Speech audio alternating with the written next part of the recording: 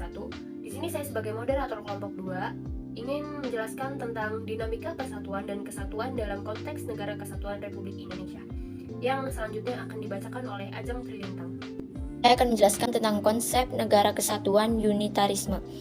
Menurut C.F. Strong dalam buku A History of Modern Political Constitution 1963 banding 84, negara kesatuan adalah bentuk negara di mana wewenang legislatif tertinggi dipusatkan dalam suatu badan legislatif nasional. Jadi, negara kesatuan adalah negara bersusun tunggal, yakni kekuasaan untuk mengatur seluruh daerahnya ada di tangan pemerintah pusat. Sistem negara kesatuan mempunyai dua sistem, yaitu sentralisasi dan desentralisasi. Sentralisasi, semua hal diatur dan diurus oleh pemerintah pusat, sedangkan daerah hanya menjalankan perintah-perintah dan peraturan dari pemerintah pusat. Desentralisasi, daerah diberi kekuasaan untuk mengatur rumah tangganya sendiri, otonomi swatantra untuk menampung aspirasi rakyat di daerah. Terdapat parlemen daerah. Meskipun demikian, pemerintah pusat memegang kekuasaan tertinggi. Pada saat ini, Indonesia merupakan negara kesatuan yang menganut sistem desentralisasi melalui mekanisme otonomi daerah. Dengan sistem ini, pemerintah pusat memberikan kewenangan pemerintah kepada daerah otonomi, provinsi, dan kabupaten kota. Akan tetapi, ada kewenangan yang tidak diberikan kepada daerah otonomi, yaitu kewenangan politik luar negeri, agama, keamanan, moneter, dan fiskal nasional. Karakteristik negara Republik Indonesia. Indonesia sejak kelahiran 17 Agustus 1945 telah memiliki tekad yang sama bahwa negara ini akan eksis di dunia internasional dalam bentuk negara kesatuan. Kesepakatan ini dalam rapat-rapat Badan Penyelidikan Usaha-Usaha Persiapan Kemerdekaan BPUPKI dan Panitia Persiapan Kemerdekaan Indonesia PPKI dalam menyusun konstitusi atau undang-undang dasar yang tertinggi dalam negara. Supomo dalam sidang BPUPKI menghendaki bentuk negara kesatuan sejalan dengan paham negara integralistik yang melihat bangsa sebagai suatu organisme. Hal ini antara lain seperti dikemukakan oleh Muhammad Yamin, bahwa kita hanya membutuhkan negara yang bersifat unitarisme dan wujud negara kita tidak lain dan tidak bukan adalah bentuk negara kesatuan Republik Indonesia. Pembentukan negara kesatuan bertujuan untuk menyatukan seluruh wilayah Nusantara agar memiliki negara yang besar dan kukuh dengan kekuasaan negara yang bersifat sentralistik. Perubahan Undang-Undang Dasar NRI tahun 1945 mengukuhkan keberadaan Indonesia sebagai negara kesatuan dan menghilangkan keraguan terhadap pecahnya NKRI. Pasal-pasal dalam Undang-Undang Dasar NRI tahun 1945 telah memperkukuh prinsip NKRI dan tidak sedikit pun mengubah NKRI menjadi negara federal. Pasal 1 ayat 1 UUD Negara Republik Indonesia tahun 1945 yang merupakan naskah asli mengandung prinsip bahwa negara Indonesia ialah negara kesatuan yang berbentuk republik. Pasal yang dirumuskan oleh PPKI merupakan tekad bangsa Indonesia yang menjadi Sumpah Anak Bangsa pada tahun 1928 yang dikenal dengan Sumpah Pemuda, yaitu satu tanah air, satu bangsa, dan satu bahasa, yaitu Indonesia. Karakteristik negara kesatuan Indonesia dapat dipandang dari segi kewilayahan.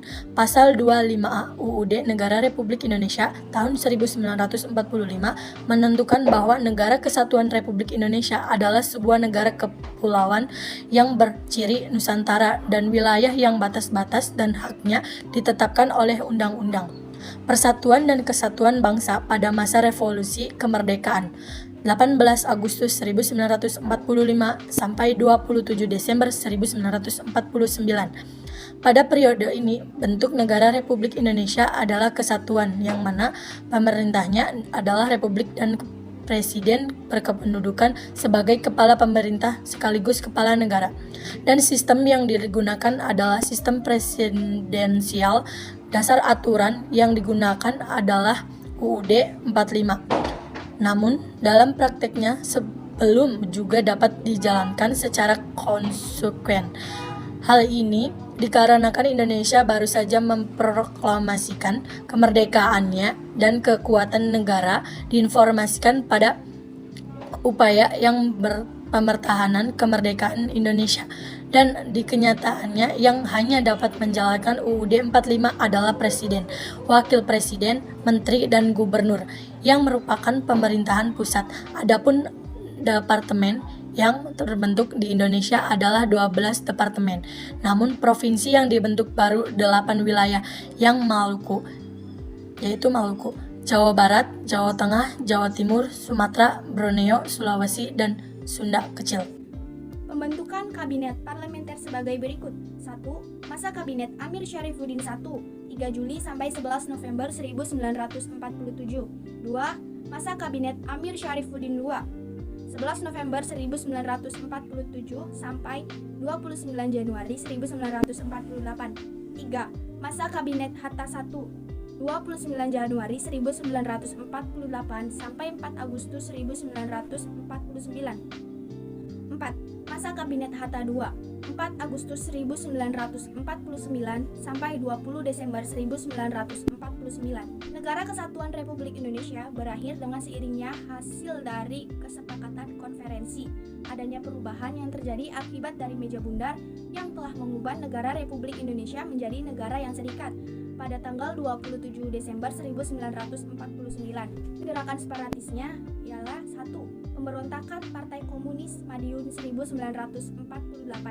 Pemberontakan ini terjadi pada 18 September 1948 yang dipimpin oleh Musso. Tujuannya ingin mengganti dasar negara Pancasila dengan komunis serta mendirikan Soviet Republik Indonesia. PKI melakukan aksinya dengan menguasai seluruh Karisidenan Pati. Pada 3 September 1948, pemberontakan PKI Madiun berhasil ditumpas oleh TNI yang dibantu oleh rakyat di bawah pimpinan Kolonel Gatot Subroto dan Kolonel Sungkono. 2. Gerakan Darul Islam atau Tentara Islam Indonesia di Jawa Barat. Pemberontakan ini dipimpin oleh Sekar Marijan Kartosuwiryo yang memiliki cita-cita untuk mendirikan negara Islam Indonesia. Cita-citanya diwujudkan melalui proklamasi yang dikumandangkan pada 7 Agustus 1949 di Desa Cisayong, Jawa Barat. Untuk mengatasi pemberontakan ini, pasukan TNI dan rakyat menggunakan operasi pagar betis di Gunung Geber. Pada tanggal 4 Juni 1962, Kartosuwiryo berhasil ditangkap dan dihukum mati. Persatuan dan Kesatuan Bangsa pada masa Republik Indonesia Serikat 27 Desember 1949 sampai dengan 17 Agustus 1950. Indonesia pernah menganut feudalisme pada tanggal 27 Desember 1949 sampai dengan 17 Agustus 1950. Pada masa ini, yang dijadikan pegangan adalah Konstitusi Republik Indonesia Serikat tahun 1949. Berdasarkan konstitusi tersebut, bentuknya kita adalah serikat alias federasi dengan 15 negara bagian. Bentuk pemerintahan pada periode ini adalah republik. Ciri republik diterapkan ketika berlangsungnya pemilihan Insinyur Soekarno, Presiden Republik Indonesia Serikat, dan Dr. Andes Muhammad Hatta sebagai Perdana Menteri. Waktu itu, Indonesia menganut sistem parlementer kabinet semua dengan karakteristik sebagai berikut. Yang pertama, pengangkatan Perdana Menteri dilakukan oleh Presiden. Yang kedua, kekuasaan Perdana Menteri masih dicampur tangani oleh Presiden. Yang ketiga, pembentukan kabinet dilakukan oleh Presiden bukan parlemen. Yang keempat, pertanggungjawaban kabinet adalah Kepala Dewan Perwakilan Rakyat atau juga DPR, namun tidak melalui keputusan pemerintah. Yang kelima, ada parlemen tidak punya hubungan erat dengan pemerintahan sehingga DPR tidak punya pengaruh besar terhadap pemerintah. Yang keenam, presiden mempunyai kedekatan rangkap, yaitu sebagai kepala negara dan kepala pemerintahan. Sesuai namanya, sistem parlementer kabinet semua ini tentu saja tidak berjalan dengan baik, bahkan memicu timbulnya sejumlah gerakan separatis yang bersatu untuk menentang para penguasa. 1. Waktu itu Indonesia menganut sistem parlementer kabinet semua atau kuasi parlementer dengan karakteristik sebagai berikut. 2. Pengangkatan Perdana Menteri dilakukan oleh Presiden. 3. 3. Kekuasaan Perdana Menteri masih dicampur tangani oleh Presiden. 4. Pembentukan kabinet dilakukan oleh Presiden, bukan parlemen. 5. Pertanggungjawaban kabinet adalah Kepala Dewan Perwakilan Rakyat atau DPR, namun harus melalui keputusan pemerintah. 6. Parlemen tidak punya hubungan erat dengan pemerintah sehingga DPR tidak punya pengaruh besar terhadap pemerintah. 7. Presiden RIS mempunyai kedudukan rangkap, yaitu sebagai kepala negara dan kepala pemerintah. 8. Sesuai namanya sistem parlementer kabinet, semua ini tentu saja tidak berjalan dengan baik, bahkan memicu timbulnya sejumlah gerakan separatis yang bersatu untuk menantang para penguasa. Gerakan-gerakan separatis, gerakan angkatan perang Ratu Adil Abra. Gerakan ini dipimpin oleh Kapten Raymond Westerling. Gerakan ini didasari oleh adanya kepercayaan rakyat akan adanya Ratu Adil yang akan membawa mereka. Pemberontakan Andi Aziz di Makassar. Pemberontakan ini dipimpin oleh Andi Aziz yang terjadi di Makassar. Diawali dengan adanya kekacauan di Sulawesi Selatan pada bulan April 1950. Kekacauan ini dikarenakan adanya demonstrasi dari kelompok masyarakat federal. Untuk mengatasi pemberontakan ini, pemerintah mengeluarkan perintah bahwa dalam waktu 4x24 jam, Andi Aziz harus melaporkan diri ke Jakarta untuk mempertanggungjawabkan perbuatannya pada 15 April 1950. Andi Aziz berangkat ke Jakarta setelah didesak oleh Presiden NIT Sukawati, tetapi Andi Aziz terlambat melaporkan sehingga ia ditangkap dan diadili. Persatuan dan Kesatuan Bangsa pada Demokrasi Liberal 17 Agustus 1950 sampai 5 Juli 1959. Pada periode ini, Indonesia menggunakan UUDS 1950 yang berlaku mulai 17 Agustus 1950. UUDS 1950 adalah perubahan dari konstitusi RIS yang diselenggarakan sesuai dengan persetujuan antara pemerintah RIS dan pemerintah RI pada 19 Mei 1950. Bentuk negara Indonesia adalah kesatuannya yang kekuasaannya dipegang oleh pemerintah pusat. Hubungan dengan daerah berdasarkan asas desentralisasi. Bentuk pemerintahannya adalah republik. Dengan kepala negaranya, presiden dan dibantu wakil presiden. Sistem yang dianut adalah menggunakan kabinet parlementer yang dipimpin oleh Perdana Menteri. Praktik sistem pemerintah parlementer yang tidak membawa bangsa Indonesia ke arah kemakmuran, keteraturan dan kestabilan politik. Hal yang menyebabkan kondisi negara kacau adalah tidak berhasilnya Badan Konstituante menyusun Undang-Undang Dasar yang baru. Kondisi yang membahayakan bangsa dan negara ini mendorong Presiden Soekarno untuk mengajukan rancangannya mengenai konsep demokrasi terpimpin dalam rangka kembali kepada UUD 1945. Gerakan-gerakan separatis. Gerakan Darul Islam atau Tentara Islam Indonesia. 1. Daerah Sulawesi Selatan, dipimpin oleh Kahar Muzakar. Pemberontakan ini disebabkan oleh Kahar Muzakar yang menempatkan laskar-laskar rakyat Sulawesi Selatan ke dalam lingkungan APRIS, Angkatan Perang Republik Indonesia Serikat, dan berkeinginan untuk menjadi pemimpin APRIS pada tanggal 17 Agustus 1951. Kahar Muzakar bersama dengan pasukannya melarikan diri ke hutan dan tahun 1952. 2. Daerah Aceh, dipimpin oleh Daud Beureuh yang merupakan mantan gubernur Aceh. Pemberontakan ini disebabkan oleh status Aceh yang semula menjadi daerah istimewa diturunkan menjadi daerah keresidenan di bawah Provinsi Sumatera Utara. Kebijakan pemerintah tersebut ditentang oleh Daud Beureuh sehingga pada tanggal 21 September 1953 ia mengeluarkan maklumat tentang penyatuan Aceh dengan dipimpin oleh Kartosuwiryo pada tanggal 17-28 Desember 1962. Diselenggarakan musyawarah dengan rakyat Aceh. 3. Daerah Kalimantan Selatan, dipimpin oleh Ibnu Hajar yang menamakan gerakan dengan sebutan Kesatuan Rakyat yang Tertindas. Pada tahun 1954, Ibnu Hajar secara resmi bergabung dengan Negara Islam Indonesia sebagai Panglima Tertinggi atau TIM, Tentara Islam Indonesia. Pada tahun 1963, Ibnu Hajar dan anak buahnya berhasil ditangkap dan dijatuhkan hukuman mati. Pemberontakan PRRI atau Permesta Pemerintahan Revolusioner Republik Indonesia atau Perjuangan Rakyat Semesta. Pemberontakan PRRI atau Permesta terjadi di Sulawesi yang disebabkan oleh adanya hubungan yang kurang harmonis antara pemerintahan pusat dan daerah. Hal itu dikarenakan jatah keuangan yang diberikan oleh pemerintah pusat tidak sesuai anggaran yang diusulkan.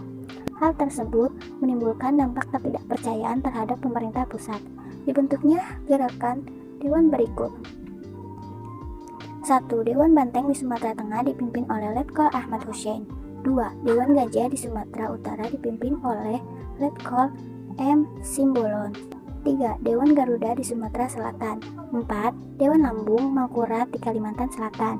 5. Dewan Manghuni di Sulawesi Utara. Puncak pemberontakan ini terjadi pada tanggal 10 Februari 1958. Ketua Dewan Banteng mengeluarkan ultimatum kepada pemerintah pusat. Isu ultimatum tersebut adalah menyatakan bahwa kabinet di Juanda harus mengundurkan diri dalam waktu 5x24 jam.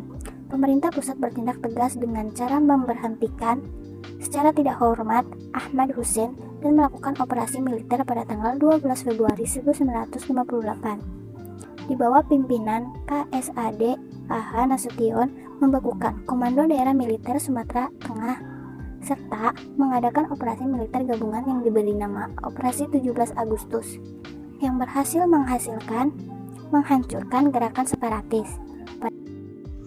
Persatuan dan Kesatuan Bangsa pada masa Orde Lama 5 Juli 1959 sampai 11 Maret 1966. Negara kita kembali menggunakan UUD 1945 sebagai konstitusi negara yang berkedudukan sebagai atas penyelenggaraan negara. Presiden kembali berkedudukan sebagai kepala negara. Kabinet yang dibentuk pada 9 Juli 1959 disebut Kabinet Kerja yang terdiri dari 1. Kabinet Inti, terdiri dari Perdana Menteri dari 10 Menteri. 2. Menteri-menteri ex officio yang menjabat negara yang jabatannya diangkat menjadi menteri. Ketiga, menteri-menteri muda sebagai 60 orang. Persatuan dan Kesatuan Bangsa pada masa Orde Baru 11 Maret 1966 sampai 21 Mei sampai Maret 1998. Orde Baru dipimpin oleh Presiden Soeharto. Prioritas Orde Baru adalah membangun ekonomi dan stabilitas nasional yang mantap dengan pendekatan keamanan untuk mengamankan pembangunan nasional. Jika terjadi gangguan terhadap stabilitas keamanan nasional, maka aparat bertindak tegas sebab pembangunan ekonomi akan terganggu dan pembangunan nasional juga tidak akan berhasil. Sistem pemerintah presidensial, kelebihan pemerintah oleh Orde Baru. 1. Perkembangan pendapat per kapita masyarakat meningkatkan pasar dari $70 US menjadi $1.000 US. Kedua, program transmigrasi sukses. Ketiga, program KB sukses. Keempat, pemerintahan buta huruf sukses. Persatuan dan Kesatuan masa reformasi. Pada masa reformasi terjadi perubahan atau amandemen atas Undang-Undang Dasar 1945. Dengan mengamandemen UUD 1945 menjadi konstitusi yang bersifat konstitusional, diharapkan dapat terbentuk sistem pemerintahan yang lebih baik dari sebelumnya. Amandemen atas Undang-Undang Dasar 1945 telah dilakukan oleh MPR sebanyak 4 kali, yaitu pada tahun 1999, tahun 2000, tahun 2001, dan tahun 2002. Pemerintahan konstitusional bercirikan bahwa konstitusi negara itu berisi 1. Adanya pembatasan kekuasaan pemerintahan atau eksekutif. 2. Jaminan atas hak asasi manusia.